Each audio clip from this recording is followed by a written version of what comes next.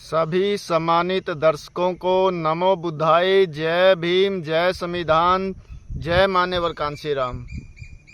सम्मानित दर्शकों, आज का हमारा विषय है कि आज जो परिस्थितियां चल रही है वो कैसे उसमें सुधार आ सकता है।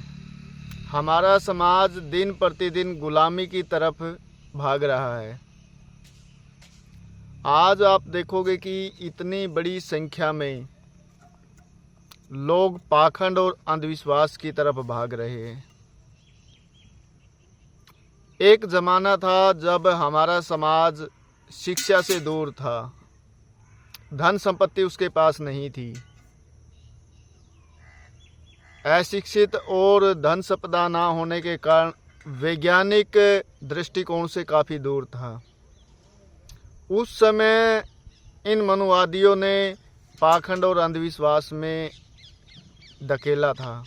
ये गुलामी थी, आर्थिक गुलामी, मानसिक गुलामी, सामाजिक गुलामी, धार्मिक गुलामी, शारीरिक गुलामी। आप देखोगे हमारे पुरखों का इतिहास, जब 5 साल का बच्चा हो जाता तब कमाना शुरू करता था। 80-85 साल तक वो बुजुर्ग हो जाता था लेकिन कमाई नहीं छोड़ता था। कोई नशा नहीं था, कोई ऐल बैल नहीं था, सिर्फ कमाना ही कमाना। सैकड़ों पीढ़ियां बीत गई हमारी कमाई करते हुए, लेकिन उनका जोड़ा हुआ धन कहाँ गया। हमारे पुरखे इस धरती के मालिक थे। जितना भी OBC, SC, ST, Bahujan Samaj है, मूल निवासी समाज है, ये मूल निवासी समाज तबका था हमारा, इस धरती के मालिक थे। लेकिन गुलाम कैसे बने। आज हमारे को पढ़ाया जाता है कि हम अंग्रेज़ों से आज़ाद हुए, हमारे देश पर मुसलमानों ने राज किया। लेकिन आप इतिहास पढ़ोगे, मुगलों के काल में हमारी जो सामाजिक व्यवस्था थी उसको कौन देखता था। हमारे जितने भी धार्मिक कर्मकांड थे वो कौन करवाता था। हमारा समाज जो जातियों में बंटा हुआ था वो किसने बांटा था। 6743 जातियों में हमारे समाज को बांटा गया था। ये बंटा हुआ समाज नहीं था, बांटा हुआ समाज था, इसको बांटा गया था। आज आप अपना इतिहास नहीं पढ़ते। आज दोबारा से वही दौर शुरू हो चुका है। जितना भी OBC, SC, ST समाज है, इसको दोबारा से गुलाम बनाने की तैयारी चल रही है। आप नहीं जागोगे तो आने वाली जो पीढ़ी है, भावी जो आपकी पीढ़ी है, वो आपको गद्दार कहेगी, धिक्कारेगी आप लोगों के ऊपर कि जब ये गुलाम हो रहा था तब आप क्या कर रहे थे। जब अंग्रेज इस देश में आए, अंग्रेजों की गुलामी इस देश पर हुई, तो उन्होंने हमारे को भाषा के आधार पर, धर्म के आधार पर, क्षेत्रवाद के आधार पर इतना शोषण नहीं किया था जितना इन मनुवादियों ने किया है। वो तो व्यापारी बन के आए थे, वो तो धन संपदा लूटने के लिए आए थे। लेकिन इन मनुवादियों ने आपकी बुद्धि को गुलाम बनाया, आपके शरीर को गुलाम बनाया, आपको किसी भी प्रकार के कोई अधिकार नहीं दिए। आप मनुस्मृति पढ़ो, इवन जितनी महिलाएं हैं, चाहे वो किसी भी समाज की हो, चाहे वो OBC समाज की हो, चाहे SC समाज की हो, चाहे इन्हीं मनुवादी समाज की हो, चाहे वो क्षत्रिय ब्राह्मण समाज से हो, वो सब शूद्र की श्रेणी में थी, सब गुलाम थी। जितने भी धार्मिक पाखंडवाद है, महिलाओं के ऊपर ज़्यादा थोपे गए थे। लेकिन आज भी हम देख रहे हैं कि भी महिलाएं ज़्यादा धार्मिक पाखंडवाद में फंसी हुई है। क्या जो पढ़ा लिखा समाज है उसकी जिम्मेवारी नहीं बनती इनको जागरूक करे, उनको प्रेरित करे, उनको उनका जो बौद्धिक स्तर है वो ऊपर उठाए, उनको शिक्षित बनाने की बात करें। आज आप देखेंगे कि छोटे छोटे बच्चे, उनको धर्म की सारी जानकारी होती है लेकिन अपने अधिकारों की जानकारी नहीं होती, संविधान की जानकारी नहीं होती। आज जो बीए क्लास का बालक है, +2 क्लास का बालक है, उसे अपना जो सोशल लाइफ है, अपनी जो सामाजिक जानकारी है वो नहीं हो पाती। क्यों नहीं हो पाती? क्योंकि हमारी जो शिक्षा है, हमारी जो पढ़ाई है, सिर्फ नौकरी तक सीमित रहेगी। समाज सुधार के लिए हम नहीं पढ़ते।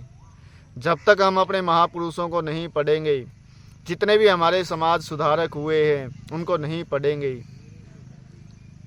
तब तक सुधार होने वाला नहीं है। बाबा साहब ने आपको धर्म के आधार पर कभी नहीं कहा था कि आप बंटो।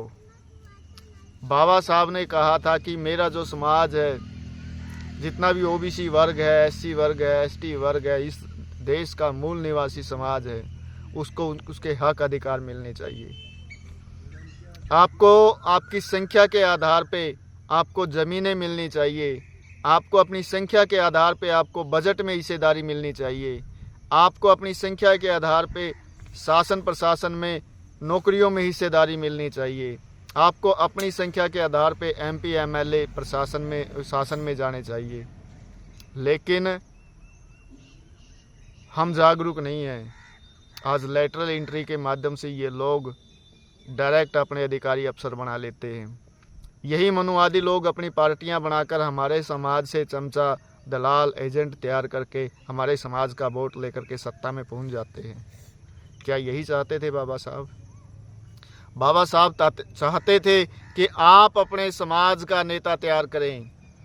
आप अपने समाज के हितों के लिए ऐसा नेता तैयार करें जो आपके बजट का हिस्सा आपके पास ले आ सके, जो आपकी ज़मीनों में हिस्सेदारी ले आ सके, जो आपके जितने भी हक अधिकार है, जितनी भी योजनाएं हैं, वो आप तक पहुंच सके। क्या आज वो आप तक पहुंच रही है? अगर वो आप तक नहीं पहुंच पा रही है तो इसका जिम्मेवार कौन है? इन्होंने हमारे समाज को भूखा नंगा समाज बना दिया। कहते हैं कि हम 80 करोड़ लोगों को राशन दे रहे हैं। अरे आप तो मालिक थे, फिर भिखारी कैसे बन गए? ये धरती आपकी थी, ये ज़मीन आपकी थी, ये धन संपदा आपकी थी। शासक आपको होना चाहिए था, क्योंकि बाबा साहब ने आपको वोट का अधिकार दिया था कि जिसका बहुमत होगा वही राज करेगा। आज आपका 80%, 85%, 90% बहुमत है, लेकिन ये 3% मनुवादी लोग सत्ता में क्या कर रहे हैं? उसका जिम्मेवार कौन है? आप लोग उसके जिम्मेवार हो। जब तक आप जागरूक नहीं होगे, अपने गांव में बूथ स्तर पर अपनी जागरूकता नहीं बिठाओगे कि भाई हमने हमारे समाज के, हमारे हित के लिए जो नेता समाज तैयार करेगा उस नेता को आगे बढ़ाना है। लेकिन हम क्या करते हैं? पार्टी के नेताओं को सपोर्ट करते हैं। पार्टी क्या करती है? अपने गुलाम एजेंट तैयार करती है। वो ये देखती है जो पार्टी के हित में सबसे ज़्यादा काम करेगा उसी को टिकट देती है, और हम उन्हीं लोगों के पीछे भागते हैं। हमने आज तक समाज का नेता तैयार किया ही नहीं है। जब तक आप अपने बूथ स्तर पर, अपने गांव स्तर पर, अपने ब्लॉक स्तर पर अपने समाज का नेता तैयार नहीं करोगे, राष्ट्रीय स्तर पर आप अपना नेता तैयार नहीं करोगे, समाज का नेता तैयार नहीं करोगे, राजनीतिक पार्टियों के नेता नहीं हैं। वो आपके हित की बात नहीं करेंगे, वो सिर्फ उस पार्टी के हित की बात करेंगे। आप सभी को नमो बुद्धाय, जय भीम, जय संविधान, जय मान्यवर कांशीराम।